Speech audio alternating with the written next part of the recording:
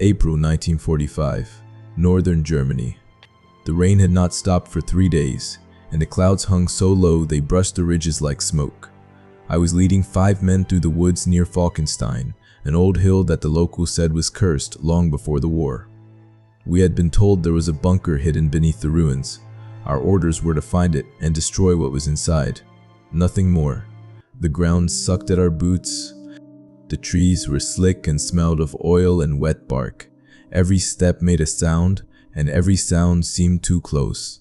We had no light except for a single covered lamp and the dim glow of watches. Ahead, the OSS captain carried a folded map that looked hand-drawn. He said little. None of us liked that he smiled when he saw the ruin rise through the mist. The air changed when we got close. It turned cold and dry, like a cellar. That was when I knew we had found the right place. We had moved out from a village near Hildesheim just before dusk. The front was still pushing east, but small pockets of Germans were holding out in the hills. I was part of the engineer detachment attached to 1st Infantry. Most of the men were tired, half sick, and running low on everything. By then, no one wanted to be the last to die in Germany. 2 days earlier, an OSS captain had shown up in our camp. His coat had no rank patches. He said his name was Miller, but I doubted it. He had a single sheet folded 4 times and a list of names, mine included. He wanted men who could move quiet and handle explosives. We were told this was a cleanup mission. We would be back by morning. That was the lie that always started things. The team was 6 of us, myself, a radio man named Haynes, 2 riflemen from Able Company Kowalski and Young, a medic called Harper, and Captain Miller. We carried light packs, 1 day's rations, and enough ammunition for a fight that was not supposed to happen. Each man knew his part. I was to handle any charges, wires, or locks. Haynes carried a crank radio that squealed every time it tuned up. Harper had a bag of sulfa, morphine, and dressings. The riflemen had Garins, 6 clips each, and a few grenades. We moved on foot through the forest, keeping to the low ground. The ground was soaked, and our boots made sucking sounds that could be heard between the trees. The captain used a compass that looked older than him. He kept glancing at the tree line like he was counting something we could not see. When we asked where the bunker was, he only said, "Beneath the old fortress." We crossed an abandoned rail cut by midnight. The tracks were twisted by bombs, and the smell of rust and burned tar hung in the air. I remember that smell well. It stuck in your throat like medicine. I used to think it was from the locomotives, but later I smelled it again, far from any track. We climbed a narrow slope toward the ruin. My legs burned, but I kept my count. 50 steps to the ridge. 20 more to the stone arch that once guarded the gate. It was nothing but rubble and moss now, but you could still see the shape of towers. The captain led us through a gap where the stones leaned in like teeth. Inside, the wind stopped. We found the entrance by chance. A vent pipe rose from the ground near a cluster of dead pines. It was covered with leaves and old wire mesh. When I brushed it off, a draft of cold air hit my face. It smelled like carbolic and wet iron, too clean for a ruin that had been bombed. I followed the pipe to a hollow in the ground. There, half buried, was a concrete wall with a steel hatch set into it. The hatch was German standard issue, heavy and painted field gray. I could see a thin wire running from the hinge into the mud. I knew that meant trouble.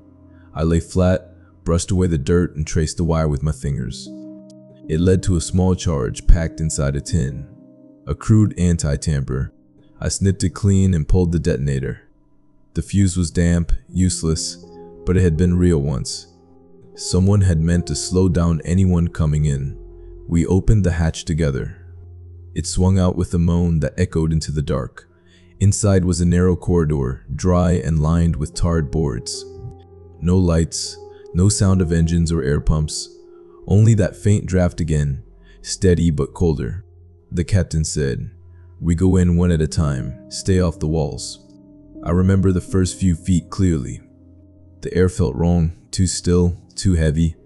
My boots struck something hard, a spent shell casing, maybe German.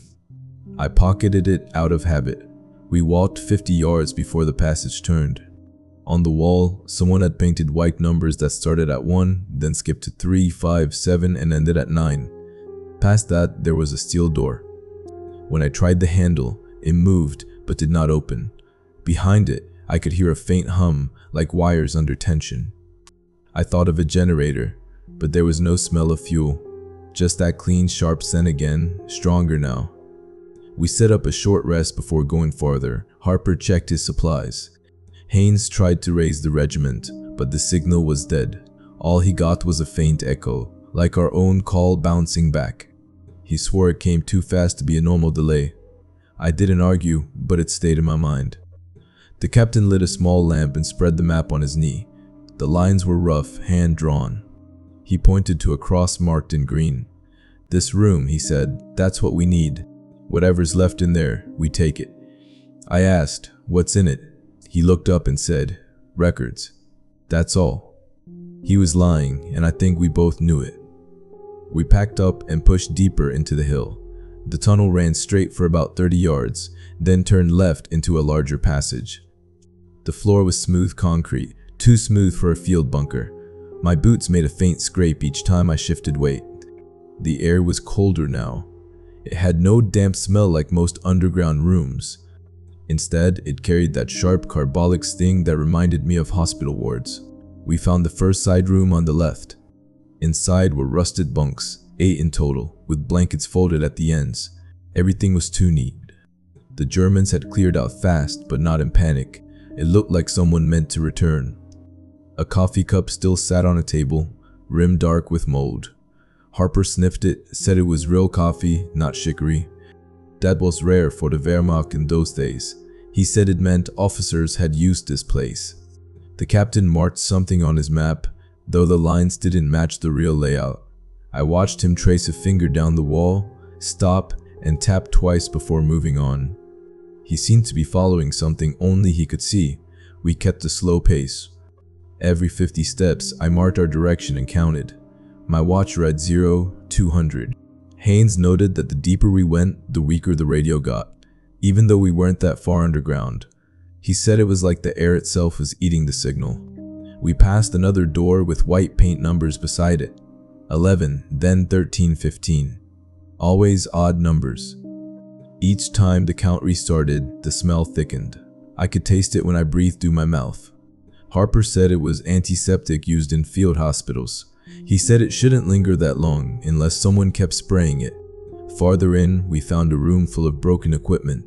Radios, cables, typewriters stripped of keys. The shelves were lined with paper folders that had their titles cut off clean with scissors. No labels, no names. Just stacks of gray paper. The captain gathered a few and slipped them inside his coat without saying why. Kowalski muttered that the place was too quiet. He was right. Even our own footsteps seemed to fade quick, like the sound got swallowed. My head felt heavy. I figured it was the lack of air movement, so I checked the vent pipes near the ceiling. One was open, and cold air blew through. It carried the same smell again, mixed now with something faintly sweet, like burned paper. At one point, we came to a T-junction. The left side led deeper down, the right curved upward. The captain ordered left. We followed without question, but it felt wrong. I kept counting steps to keep steady. 20, 30, 40. Then the walls changed from tarred wood to rough stone. There were streaks of white paint at shoulder height, each about the length of a hand. I noticed they lined up perfectly if you followed them with a flashlight. Someone had marked a path. We reached a wider chamber where the floor sloped slightly. The captain stopped, lifted his lamp, and looked around. This was the generator room, he said, but the floor was clean. No fuel stains, no wiring, no sound. A few bolts still stuck out of the ground where machines should have been. It was as if the Germans had ripped everything out, piece by piece. Harper crouched by a small drain in the corner. He said the water smelled like bleach. When he shined his light, the bottom of the drain was dry. He looked confused and walked away without saying more. We rested there for a few minutes. Haynes tried the radio again. Still nothing but static, then a faint pulse, like someone tapping once every few seconds. He called back. The tap stopped. He shut it off and kept his mouth closed the rest of the time. We moved on, the captain leading. Every few turns, I checked our bearings. The The compass needle twitched like it couldn't settle. At first, I thought it was metal in the walls, but it happened even when I set it on the floor. We found another door at the end of the hall. It was thicker than the others, painted black, with a single green line running across the middle. No handle. Just two small hinges sunk deep. The captain said, "We're close." He pulled the folded paper from his coat and mashed it against the wall. The green mark on the map lined up with the one on the door. He looked at me. "Can you open it?" I nodded. It took a few minutes. I placed a small charge on the hinge bolts, not enough to blow the wall. When I pressed the plunger, the muffled thud barely shook the air. The door tilted, groaned, then leaned outward. Behind it was another passage, this one lined with white tiles. The air that came out was colder still, and the smell was strongest there, carbolic mixed with something metallic. Harper's face went pale. "That's surgery disinfectant," he said quietly. "The old kind." We entered single file. The tiles glimmered in the lamplight, streaked with gray dust. Halfway down, we found an open steel cabinet with glass shelves. A few glass tubes still sat inside, labels half burned. Some held cloudy liquid, others only residue. The captain didn't let us touch them. At the end of the corridor, another steel door stood ajar. On it was painted a small green cross. The paint was newer than the rest, not chipped or faded. Miller stared at it for a long time before saying, "This is it." I didn't ask what he meant. We were already too deep to turn back. The green cross on the steel door caught every bit of light from the captain's lamp. It seemed to glow, though I knew it didn't. My palms were slick from the cold and from nerves. No one spoke for a moment. Even Haynes kept his radio quiet. The only sound was the faint shift of our gear and the air moving through the vent somewhere behind us. I pushed the door wider. It moved easy, no grind, no creak. Inside was a room shaped like a box, no bigger than a supply shed. The walls were white tile from floor to ceiling. A single metal table sat in the center. The corners of the room were bare except for drains cut into the concrete. Overhead, a pipe ran from wall to wall with valves marked in German.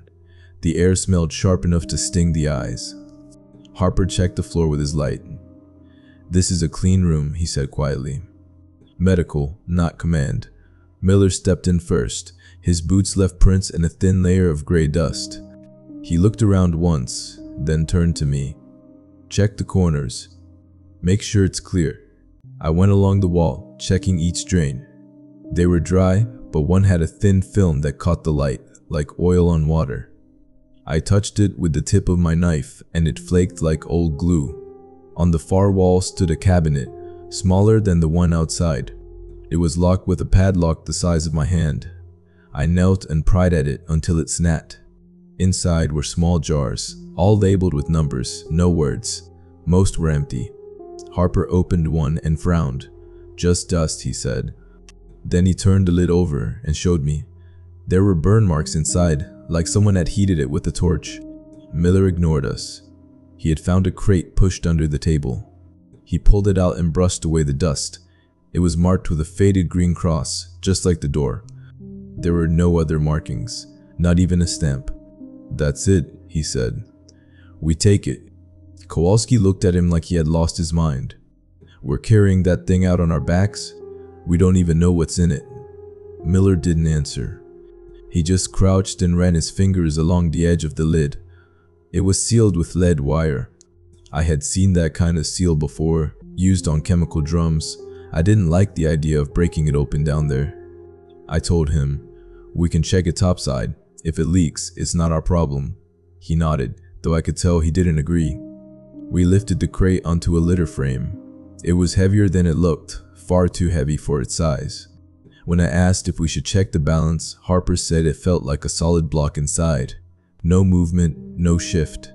That meant it wasn't full of gear or papers. It was something dense.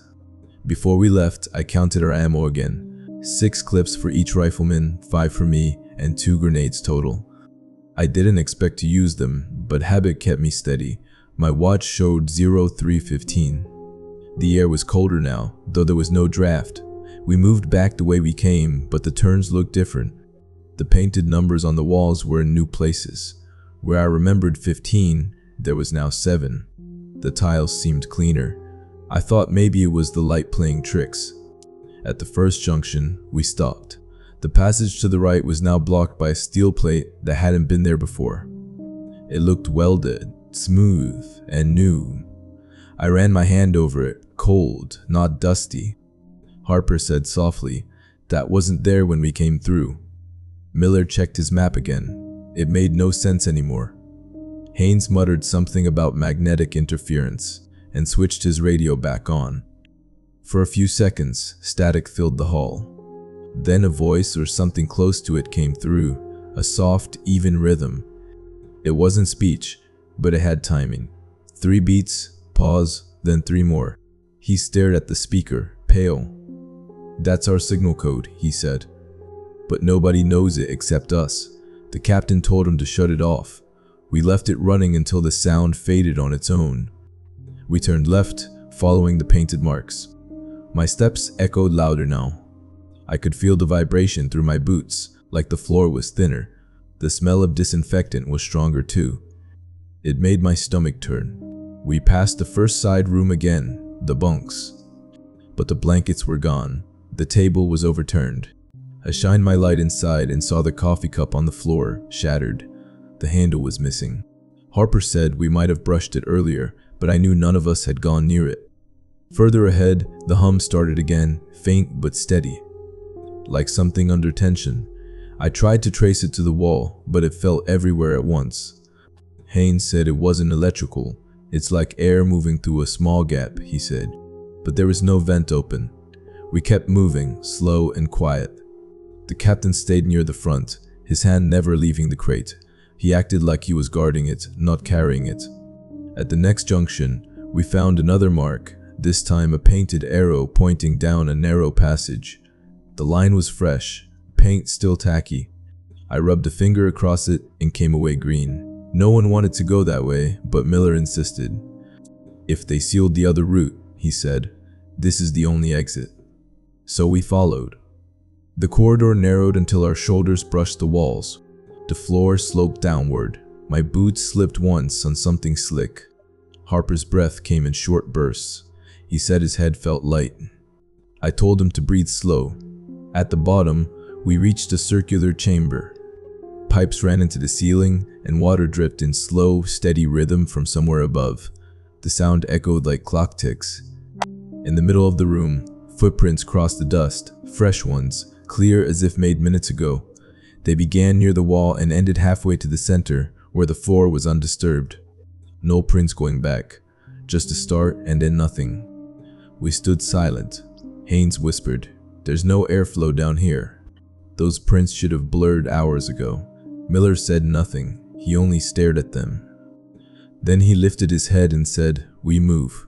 We picked up the crate again. As I bent down, my watch ticked once, froze, and then jumped ahead by a full minute. I tapped it against my wrist, but it stayed that way. When I looked up, the others were already walking toward the far exit. The hum followed us out of that room and stayed behind my left ear the whole way. It matched my pulse. The farther we went, the more it felt like we were walking in circles. Each turn looked like the last, same tarred walls, same chipped tiles, same painted arrows. The only difference was the air. It kept changing from cold to warm, then cold again, as if the place breathed on its own.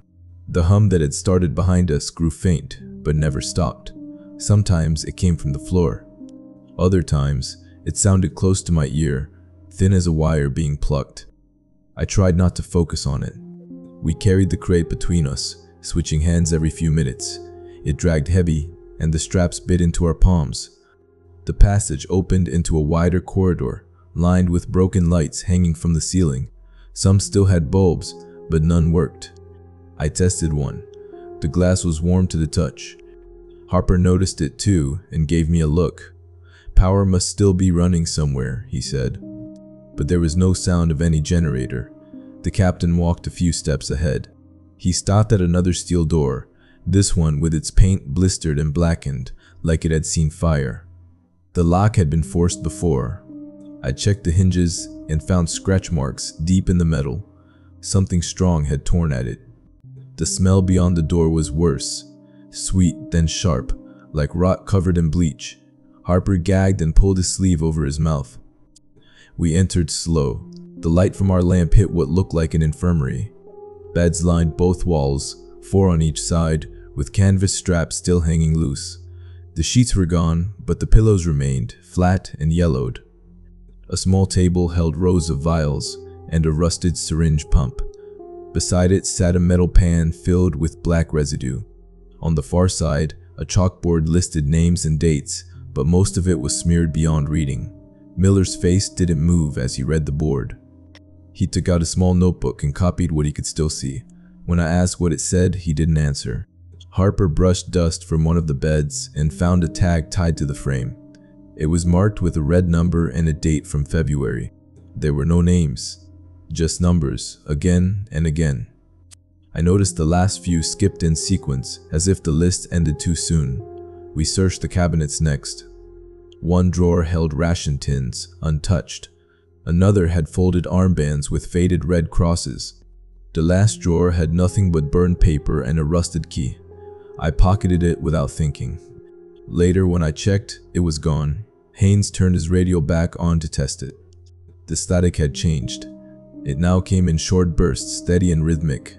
He said it sounded like Morse, but off by a beat. The pattern was 3, pause, 3, pause, but the timing was wrong. He looked nervous. I told him to stop listening before it drove him mad. He said, "It's not coming from outside. It's close. Maybe inside the walls." The captain ordered us to pack up and move to higher ground. He said the air was getting thinner. He was right, breathing felt harder, like the air was heavy with something that wasn't smoke. We took the main passage out of the infirmary and started uphill. The incline was slight, but enough to burn the legs. I counted again to stay calm. 20 steps, rest, 20 more. My watch still ticked unevenly. When we reached the next level, we found signs of collapse. A section of the ceiling had fallen, blocking the main exit. Dust still hung in the air, which meant it had come down not long ago. The captain stared at it too long, then turned to me. "Can you clear it?" he asked. I said yes, though my gut said no. We had half a block of TNT left and 1 length of primer cord. Enough to punch a hole, maybe not enough to make it safe. I set the charge low, where the concrete had cracked. I told everyone to step back 30 paces. When I pressed the plunger, the blast rolled through the hall like a deep cough. The smoke filled everything. When it cleared, the path was open halfway. We crawled through one by one, dragging the crate last. On the other side, the air was colder, almost fresh. The smell of disinfectant was gone. For a moment, I thought we were close to the surface, but the tunnel curved down again. Harper cursed under his breath. He said he felt dizzy. His eyes were glassy. I told him to sit, but he refused. We couldn't stay there anyway. As we moved on, we passed a side chamber with open steel drawers set into the wall like morgue lockers. Most were empty, but one had its handle jammed. I pried it open with my knife. Inside was a single boot, German issue, covered in dust. No foot, no body, just a boot. I didn't tell the others. We reached another junction. The captain stopped and raised his hand. Ahead, the tunnel widened into a round room lit by something faint. It looked like moonlight, but came from nowhere. The walls were damp, shining like skin. In the middle stood a metal pole with wires running into the ceiling. At its base was a panel of switches, all turned off. Miller went straight to it, studying the layout.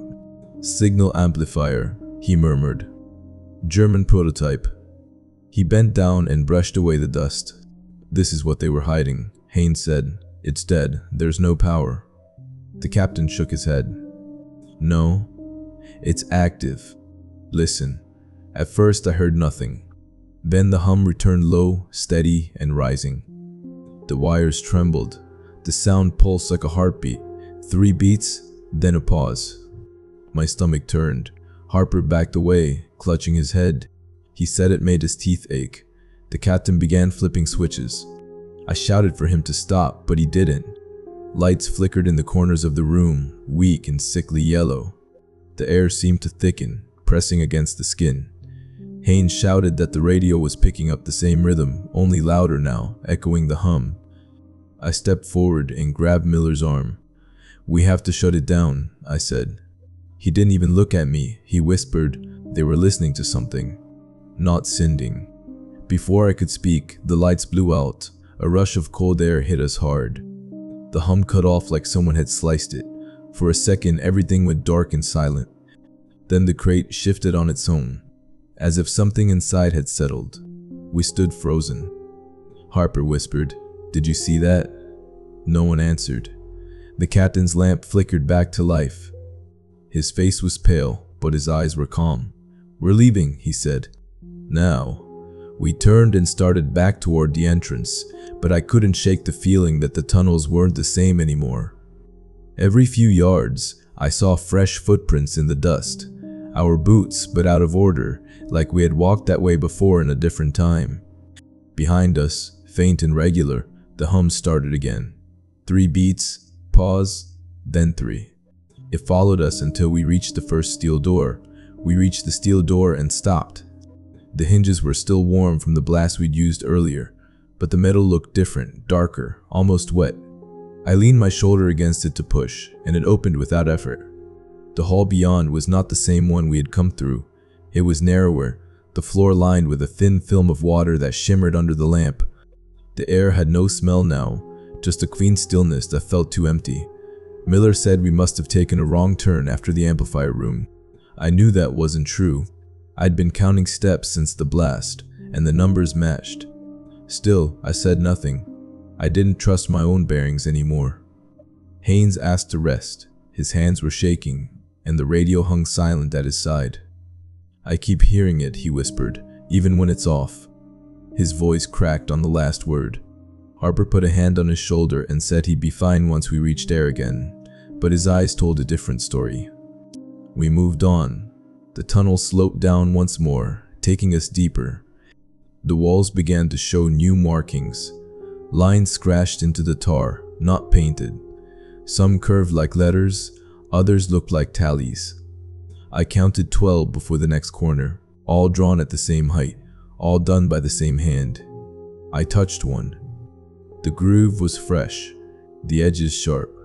Someone had made them recently. Halfway through the next bend, the hum returned, faint at first, then stronger. But this time, it came from behind the walls, not through the air. The sound was muffled, steady. Harper froze. "It's coming from the pipes," he said. I pressed my ear to the wall. The vibration was real, like liquid moving fast through metal. We followed the sound until the passage ended at a small hatch marked with a faded stencil. Kielraum, German for cooling room. I turned the handle. It opened into a chamber colder than any place underground should be. Frost had grown on the hinges and along the edges of the floor. The smell hit us hard, something chemical mixed with rot that had been sealed too long. Inside were 6 metal lockers, the kind used for specimen storage. 5 stood open and empty. The 6th was sealed shut with a padlock. The same green cross was painted on the door, but smaller. Miller stepped forward and placed his hand on it, as if he had expected to find it. "This is the origin," he said quietly. I asked what that meant, but he didn't answer. Instead, he took a crowbar from his pack and forced the lock. When the latch broke, a draft of cold air rushed out. For a second, I thought the light dimmed. Inside lay a small steel box wrapped in wax paper. It was covered in frost, no larger than a helmet. Miller lifted it with both hands, his breath catching as he did. The crate we carried was forgotten on the floor. He turned to us. "This is what they were protecting." Harper frowned. "What is it?" "Information," Miller said, "and proof." Before he could explain, the hum grew so loud it shook the floor. The pipes rattled.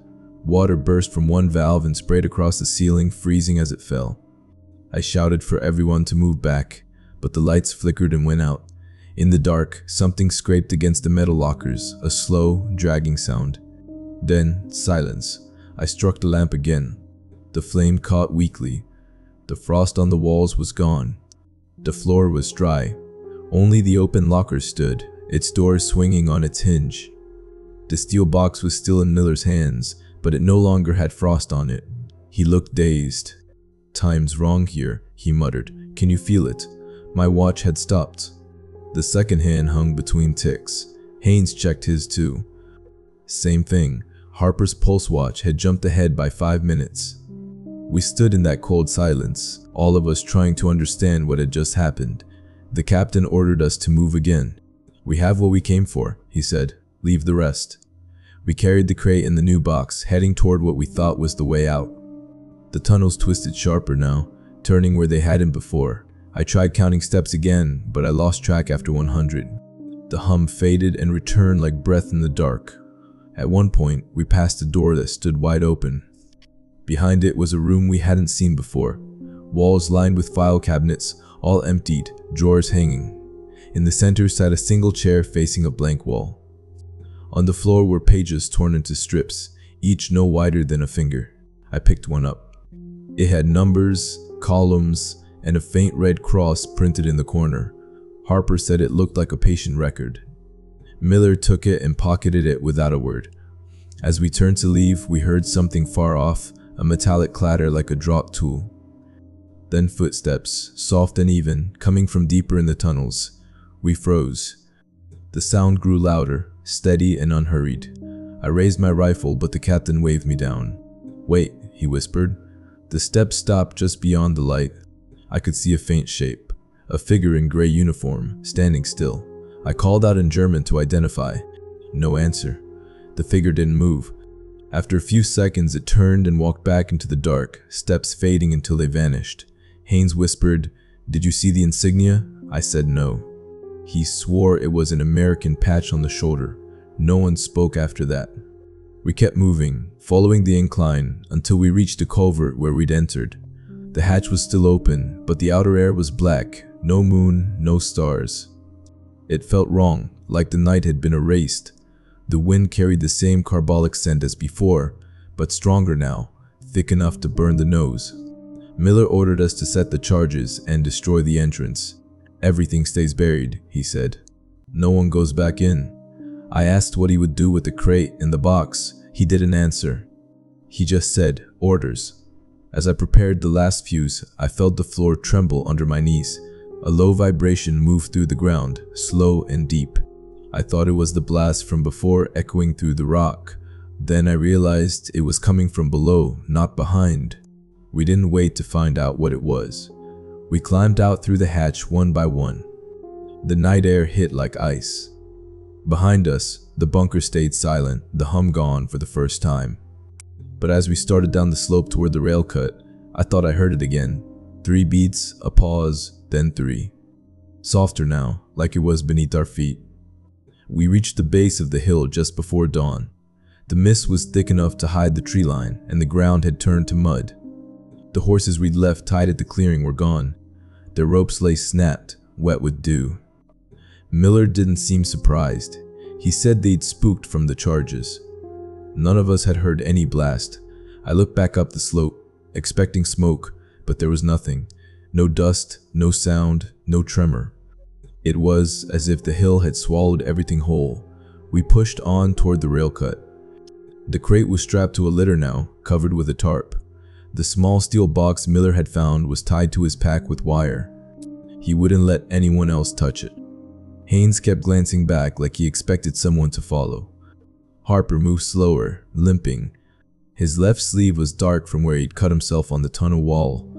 I checked it once, and the skin under the bandage looked gray. He said he felt fine, but he wouldn't look me in the eye. We reached the tracks near the bridge by first light.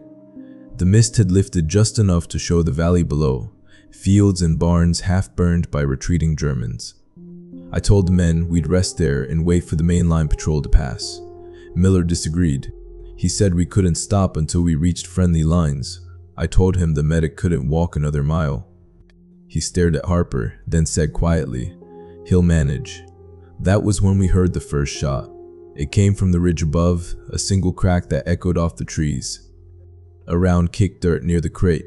We dove for cover along the rail bed. 2 more shots followed, close and deliberate. Kowalski fired back. The sound bounced across the valley. I scanned the slope but saw nothing. The fog thickened again, turning the shapes of trees into figures. German rear guard, Miller said. They must have tracked us from the road. It didn't feel like that. Whoever it was, they weren't moving in or retreating. Just firing slow, measured, enough to hold us there. I told Haynes to try the radio. He cranked it once, twice, but the battery was dead. Then from the speaker came a faint pulse. 3 beats, pause, 3 beats. Turn it off, I said. He did, but the sound kept going, faint and distant, like it was in the ground itself. Miller started pulling the crate toward the rail bridge. We're crossing, he said. I followed him out of instinct, dragging one side of the litter. The bridge was old, half broken by shelling. Below, a stream ran black with runoff. Each step made the wood groan. Harper and Kowalski covered the rear. The mist closed around us, white and heavy. Halfway across, the firing stopped. The quiet hit harder than the bullets. I looked back and saw nothing behind us, just the fog hanging over the track. Then Kowalski shouted. His voice cracked. I turned and saw Harper down on one knee holding his chest. His eyes were wide. Blood soaked through the fresh bandage. I ran back, but by the time I reached him, he was gone. No hole, no exit wound. Just blood that wouldn't stop, dark and thin like water. Kowalski said he'd heard a crack, like glass breaking inside his head, just before Harper dropped. He swore no one had fired. I didn't argue. We carried the body to the far end of the bridge and laid him down by the rocks. The captain said we'd come back for him later. I knew that was a lie. The road ahead curved toward a burned farmhouse. We pushed through the brush and reached the barn by midday. Inside was dry straw and a rusted truck without wheels. Miller ordered us to set the crate on a table. He took out the steel box and placed it beside it. Then he closed the barn doors and barred them. Sit, he said. We finish it here. I was too tired to argue. Haynes sat in the corner with the radio, silent. Kowalski cleaned his rifle, hands shaking. Miller pulled a crowbar from his pack and set it against the crate's lid. I said, we were told not to open it. He looked at me. Orders change. He pried up one edge. The lead seal cracked, releasing a puff of cold air that smelled faintly of bleach. Inside were layers of paper packets bound in wax, and small glass cylinders, maybe 50 of them, held in foam. Each was stamped with a date and a number. The date stopped at February, like the patient tags in the infirmary. Some of the vials had tiny air bubbles frozen inside. These are samples, Harper would have said if he'd been there. Miller reached in and pulled one out. It was cloudy, colorless. He held it to the light. This is what they wanted hidden, he said. Not weapons, not files. Something else. Then something changed in the air. The hum came again, faint but steady, running through the floorboards of the barn. The glass on the table rattled. I thought it was an aftershock, but nothing outside moved. Miller looked calm, like he'd been waiting for it. It's not from the bunker, I said. He shook his head. It's following us. Before I could answer, the hum rose to a sharp pitch. Every glass tube began to tremble. The vials rolled against each other, clicking like teeth. Miller covered them with his hands, shouting for us to hold the table. One tube slipped free and shattered on the floor. The smell hit me first sweet, then sharp, like the tunnels again. Kowalski coughed, dropped to one knee. His nose bled. Haynes stumbled back, choking. I kicked the pieces away and pulled a tarp over the table. We have to get it outside, I yelled. Miller refused. No one can see this, he said. He grabbed the steel box and forced it open. Inside was a stack of documents, half in German, half in English. The top page bore an American letterhead. I only caught one line before he slammed it shut. Signal Recovery Section, Aberdeen. He looked straight at me. We're not supposed to find this. You understand now? The hum dropped back to a low throb. Haynes slumped against the wall, blood on his collar.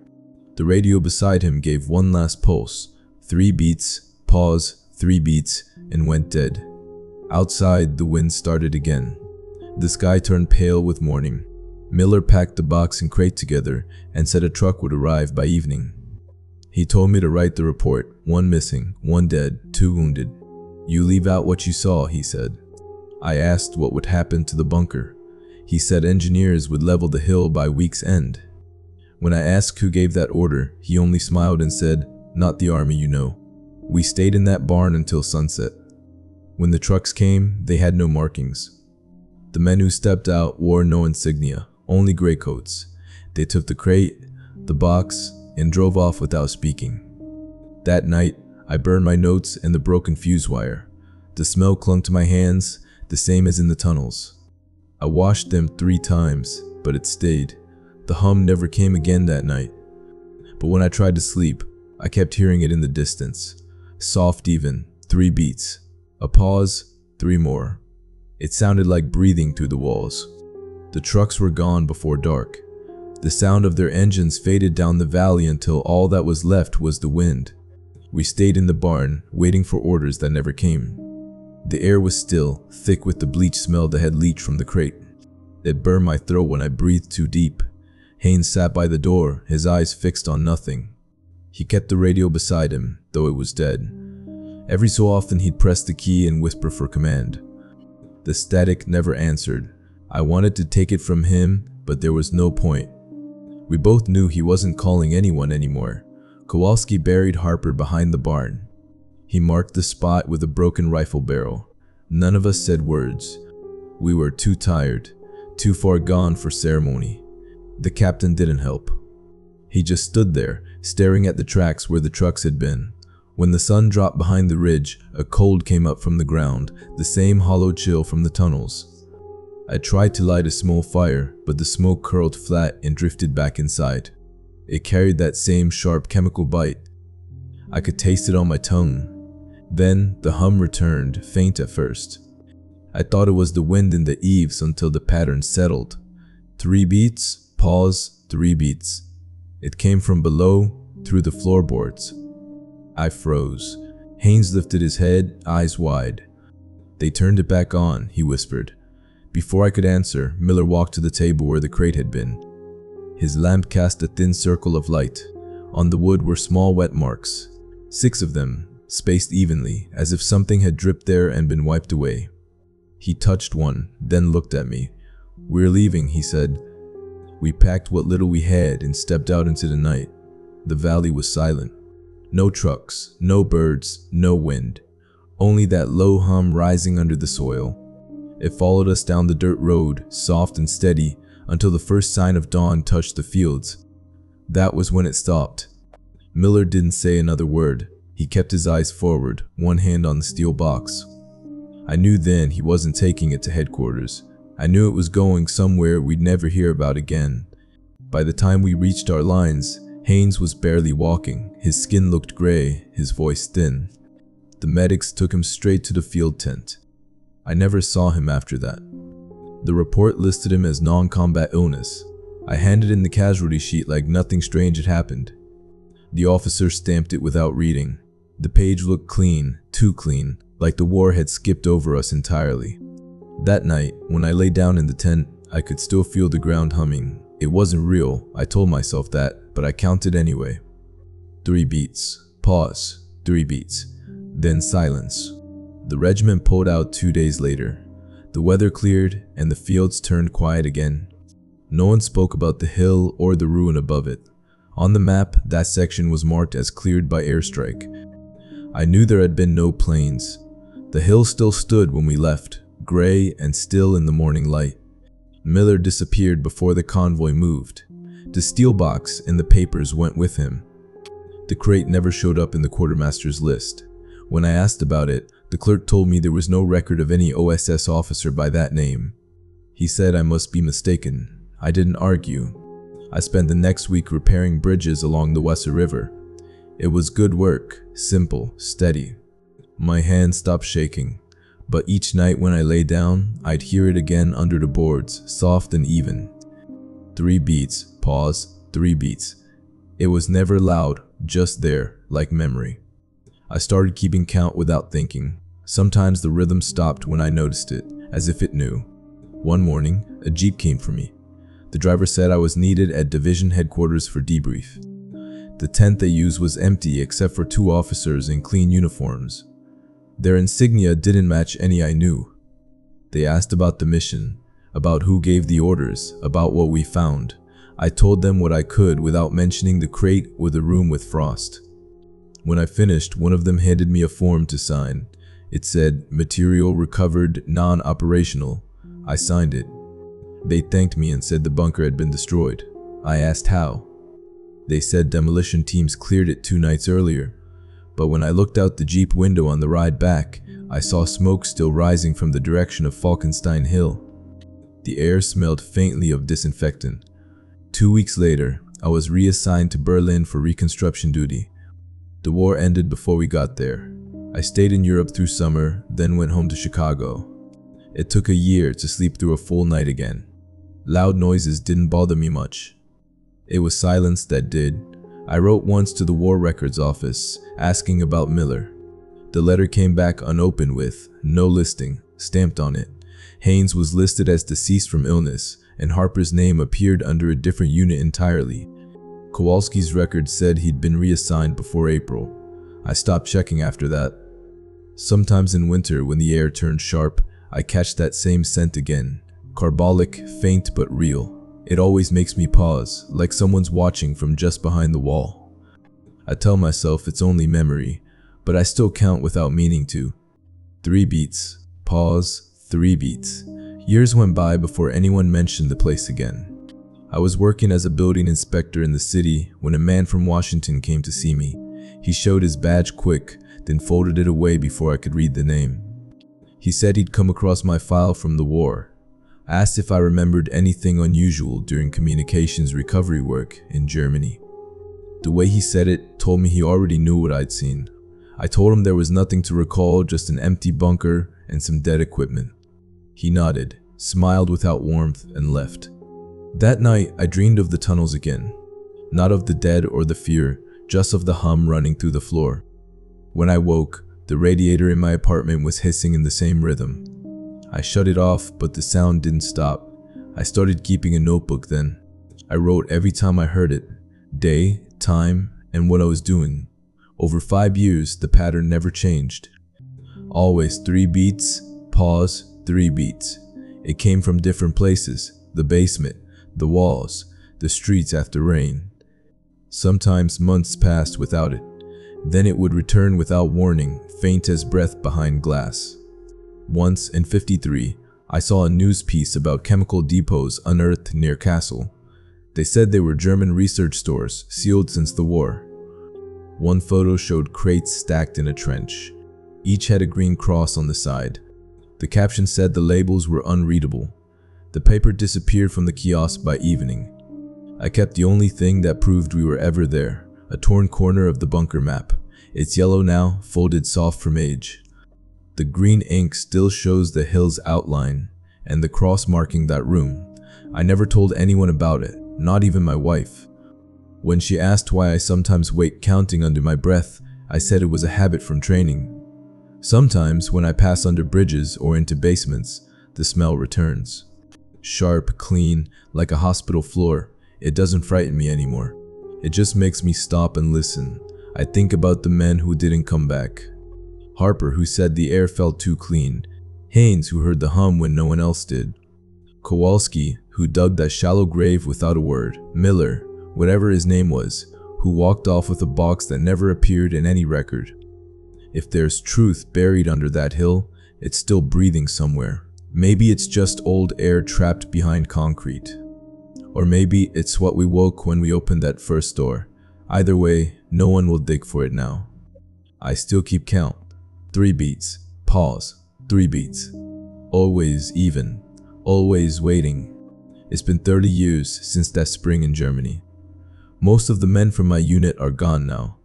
Some to age, some to things that never made it into the records. I don't talk about the war much. People want stories that end clean. Ours didn't. Every winter, when the ground hardens and the air turns sharp, I think about that hill. I still see the way the fog wrapped around it like smoke, and the way the tunnel breathed cold air even when nothing moved inside. I tried to remember the faces clear, but time blurs them all, except one Miller standing by that crate, his eyes fixed on something he wasn't supposed to find. I never saw his name again. No medal, no obituary. It's like he was written out before the ink dried. I learned to stop asking. The world went on, built over what we left buried. Sometimes, late at night, when the building settles, I hear a faint rhythm through the pipes. Always the same, 3 beats, a pause, 3 beats. I don't tell anyone. I just sit and listen until it fades. Maybe it's the wind, maybe not. If anyone ever digs near Falkenstein Hill, they'll find concrete and stone, maybe twisted metal. But if they keep going down, past the first layer, past the cold air that never warms, they'll understand why we sealed it. Some things aren't meant to be unearthed again. Remember that. If you like this video, give it a thumbs up. And for more amazing horror stories, just click the ones showing right now on your screen.